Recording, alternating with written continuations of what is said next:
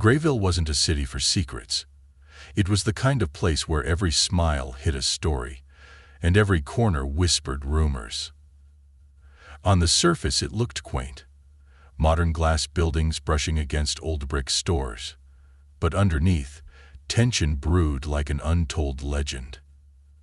Everyone knew everyone, but that didn't mean they trusted each other. Dana Carter knew this better than most.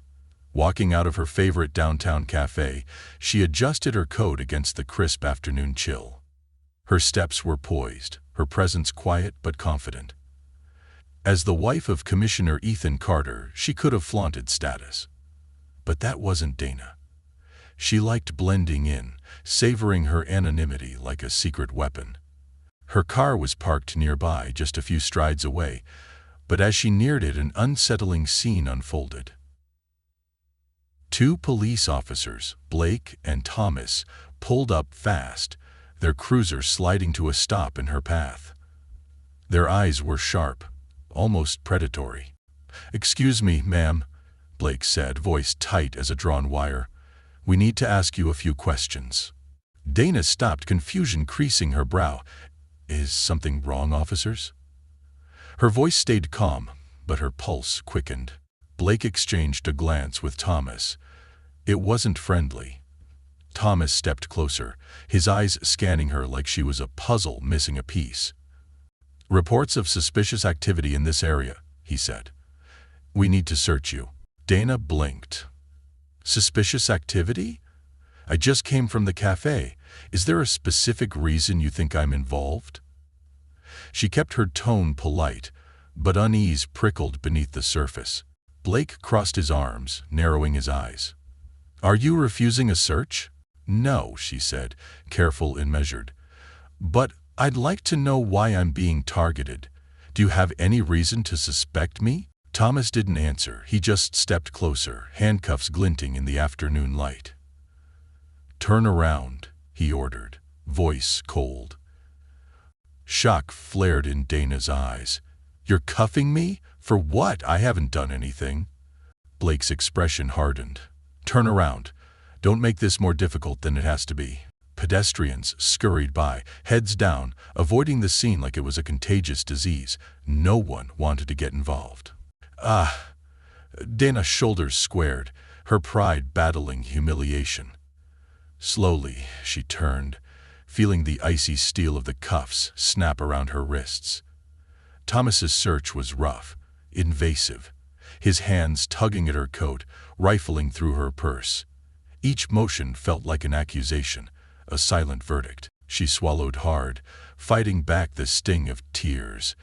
She wasn't a criminal, she'd done nothing wrong. But here she was, being treated like one. Her only crime? Being a black woman in the wrong place at the wrong time. Thomas stepped back, finishing the search. Blake's gaze bore into her. "Sure you're not hiding anything, lady?" Dana's jaw tightened. "I'd like to call my husband," she said, her voice steady but edged with steel. Blake chuckled, a humorless sound. "Yeah? And who's your husband?" Go ahead, let's see who he is." Without a word, Dana pulled out her phone, dialing with her hands still slightly shaking. "You'll find out soon enough." The call barely rang twice before a deep, authoritative voice answered. "Dana, what's wrong?" Relief flooded her. "They're searching me, Ethan. Officers Blake and Thomas. I just left the cafe and they're treating me like a suspect." She glanced at the officers, who now seemed less smug, more impatient. There was a pause on the line. Sharp, loaded. Then Ethan's voice, calm but dangerous. "Where are you?" "Olive and Maple," she replied, breathing a little steadier. "I haven't done anything, but they—" "I'll be there in 5 minutes," Ethan cut in, the promise in his voice like iron. She hung up, standing taller. Strength surged back into her spine. Ethan was coming. He'd handle this. But the sting of being reduced to a suspect still pulsed fresh, raw. Blake paced, his confidence fading. A black SUV appeared in the distance, approaching fast. It skidded to a stop, and the door flung open. Ethan Carter emerged, every inch the commanding figure in his uniform. eyes blazing with fury. Blake and Thomas froze, recognition dawning too late.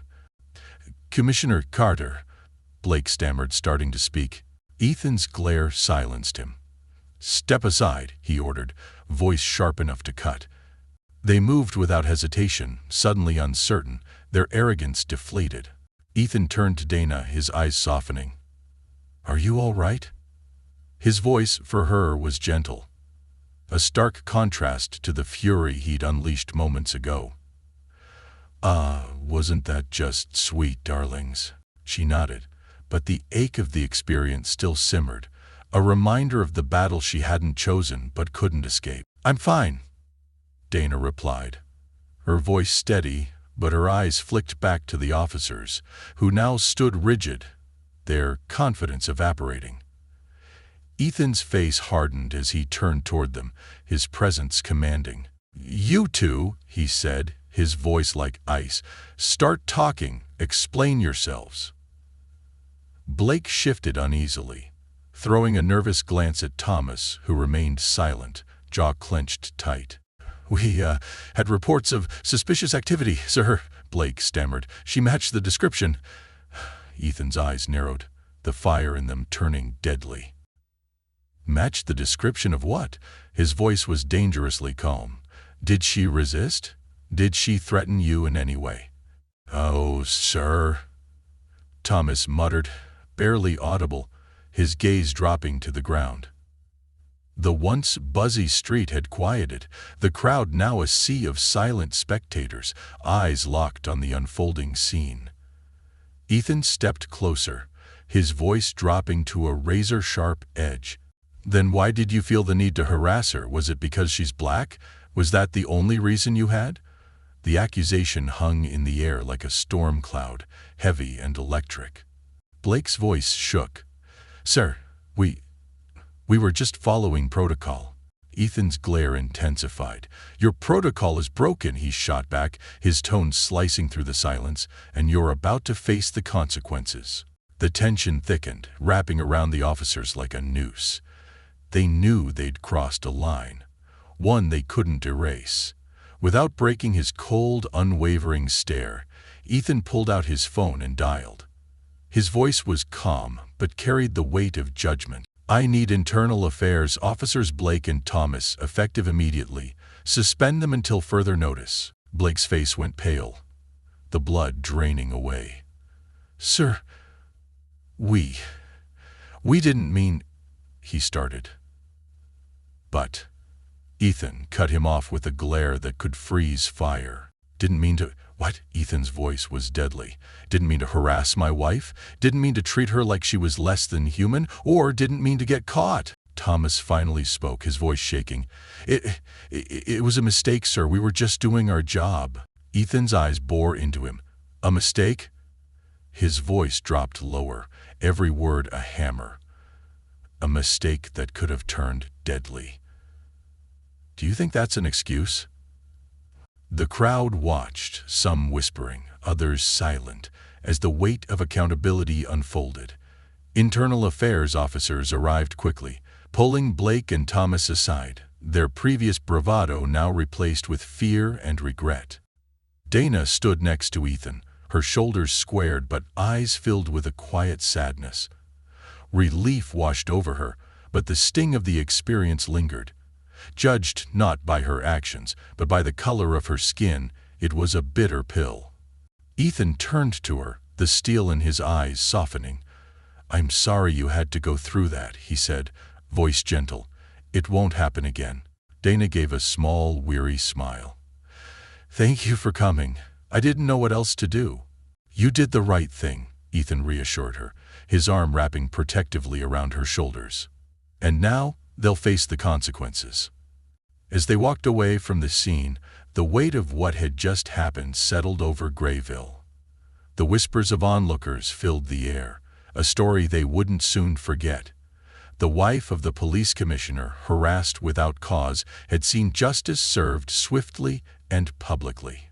The message was clear. No one, not even those who wore the badge, stood above the law. Thanks for watching till the end. If this story moved you, don't forget to like, share, and subscribe. Turn on the notification bell so you won't miss more powerful stories like this. Have a great day.